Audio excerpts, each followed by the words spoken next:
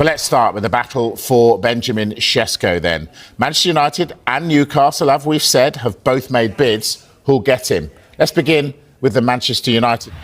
At the moment, you have to say it looks like Manchester United. The sense I've been getting, and you heard from Peter Stevenson and Keith Downey there, the two men who know better than anybody, the tone that they're giving suspects that Manchester United are winning this race. And the impression I get from the people I've been speaking to is that Sesko has preferred a move to Old Trafford all the way along. And that from RB Leipzig's point of view, they've been waiting for Manchester United to reach the level of bid that Newcastle have made. They haven't quite done it yet. They're still some distance off it, 5-10 million euros, depending on the exact figures. But it's pretty clear that he would rather go to Old Trafford. And I think that leaves Newcastle in a very, very difficult position. Even though they can offer Champions League football, even though they finished so much higher. They finished 5th compared with Manchester United's 15th last season. We know that Manchester United have been in turmoil. Newcastle have been a very steady ship under Eddie Howe. They've been consistently improving. And yet, that history of one of the world's biggest football clubs, I think, is probably going to tell in the end. Is that it? Is that about what's gone before then? Because it doesn't make sense that Newcastle can offer Champions League football while Manchester United were, flirting with relegation last season, and yet they have the edge, apparently. Maybe an everlasting thanks to Sir Alex Ferguson, possibly, because they are still Manchester United at the end of the day. But speaking to, Brian and Burmo, he didn't bother him about no European football. Does Champions League matter as much as people let on sometimes? A lot of the time it's a financial package, and it is playing for Manchester United. But look, it's not all over for Newcastle United at all, who, let's just say, since the takeover, have recruited ever so well. But, as Rob says, it does look as if now he is leaning towards Manchester United. But also got to mention the recruitment director, Christopher Favell, who was at Leipzig, who was speaking so highly about Sesko. I wonder if that's playing a key role in this as well. Not just Ruben Amorim, but Manchester United collectively. We know the players that Manchester United want to offload. Has Rasmus Højlund joined that list? Yes. Well, I think he does if Manchester United complete a deal for Sesko. And that's because Manchester United are not the Manchester United of old when it comes to the finances. They can't just afford to scoop up every bit of talent in European football and play them.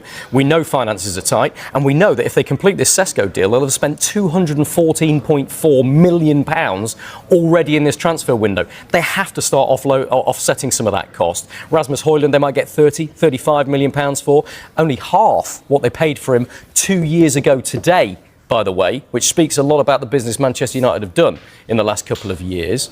But I think they have to start offloading players. I'd expect Garnacho to go if they can get decent money for him as well. We've heard about them being prepared to accept offers for Kobbie Mainoo and some players that are really part of Ruben Amorim's, first choice 11. Such is the state of their finances. So if they're spending £214.4 million and they do get Sesko, yeah, I think they'll look to try and move Højlund on. They thought that about Højlund, though, Michael. So I asked this last night. I'm going to ask you. Is this a gamble, Sesko? With the fee involved, yes. But I can't believe I'm going to say this, but I think for Manchester United, potentially a year out of Europe might actually be good for Ruben Amorim. He works with a smaller squad, the players he wants to work with, no Thursday, Sunday. OK, might affect them financially a little bit, not majorly. A Conference League wouldn't have touched them financially. Maybe just a year, a reset. That's what Ruben Amorim... Do you remember Ruben Amorim said, I don't want to join a club midway through the season? Yeah. He went on and on and on about it.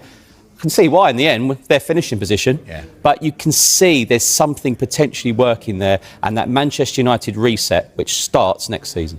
Man United to agree new goalkeeper signing after Emiliano Martinez update. Man United are planning to agree a deal to sign a new goalkeeper before the transfer window closes, according to their former chief scout.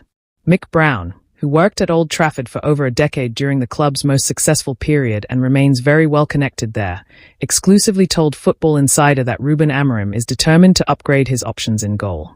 As things stand, United will begin the season without their first-choice goalkeeper after Andre Onana picked up an injury during pre-season training. That has only accelerated the Red Devils' plans, as Brown told Football Insider in the 26th of June that Man United planned to sell Onana to clear space for his replacement. Now, the possibility has emerged that United will make a move for a new goalkeeper regardless, and Aston Villa's Emiliano Martinez remains a key target for the position. Brown told Football Insider on the 28th of June that United were prepared to hold talks with Martinez, and they have since seen a loan offer turned down by Villa. Man United plot fresh move to sign Emiliano Martinez. This article contains exclusive comment from Mick Brown, a football transfer expert and former chief scout for Man United and Sunderland among others.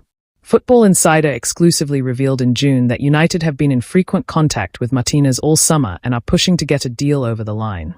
Brown, who has a wealth of experience in top-level player recruitment after over a decade at Man United during their most successful period, insisted that the Argentina international has been the Red Devils' top target to strengthen in goal.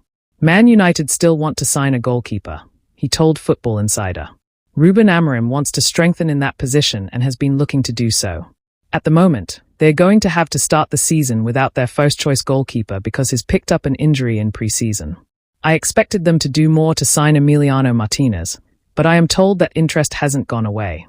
Whether it's him or somebody else, they want a new goalkeeper before the window closes. Aston Villa might have to sell somebody, so United want to take advantage of that. I think Martinez is a very, very good goalkeeper who would be a major improvement on what they've got, and it seems the club agree with my view of things. Obviously, they haven't been able to sell Onana, but I'm not sure how much of an issue that will be.